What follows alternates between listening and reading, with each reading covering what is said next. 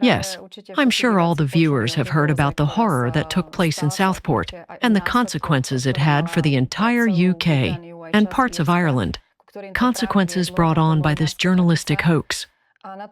This example vividly shows us how the image of an enemy can be built in our minds through the media, leading not only to the rise of Islamophobia, but also to preparations for World War III.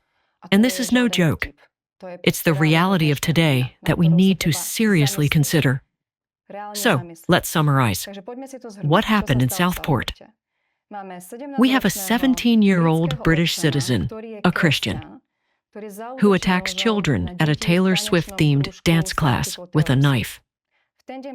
On that day, the police arrest the perpetrator, but release no public information or facts about the attacker, so no one knows who the attacker is. No name, nothing. Just that he is from a nearby village. Almost immediately after this incident, false information began to appear on social media, describing this perpetrator in detail, even though the police released no facts. So it was pure lies. And what do these outlets claim? They claim that the attacker is a Syrian refugee who came to the UK on an inflatable boat in 2023. They even know his name, Ali al-Shakti, which is also false. It was completely made up.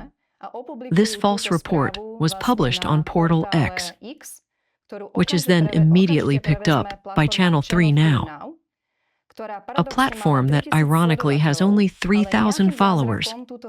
But somehow 2 million people see this report before it is deleted.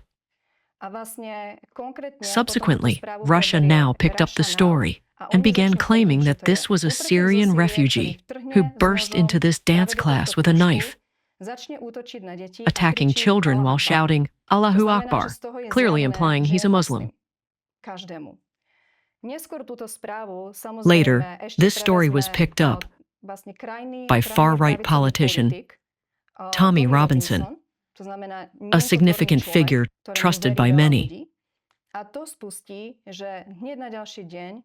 which triggered massive anti-Islamic riots in the streets the very next day.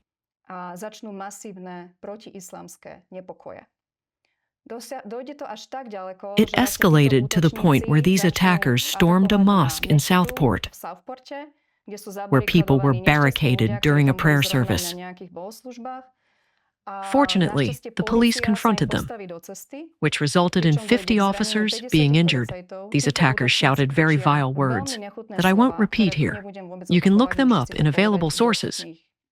They started throwing Molotov cocktails, bricks, and stones at the mosque, injuring some of the people inside. Then they turned their rage on the police officers who were trying to protect them. What's also interesting is that later on their websites, the official authorities did refute the report that the attacker was a Muslim. But this had absolutely no effect on calming the protesters. On the contrary, the unrest spread to other cities and further intensified the wave of hatred, leading to looting and other chaos. In fact, not just to other cities, even to but other to other countries. countries as well. Even in parts of Ireland,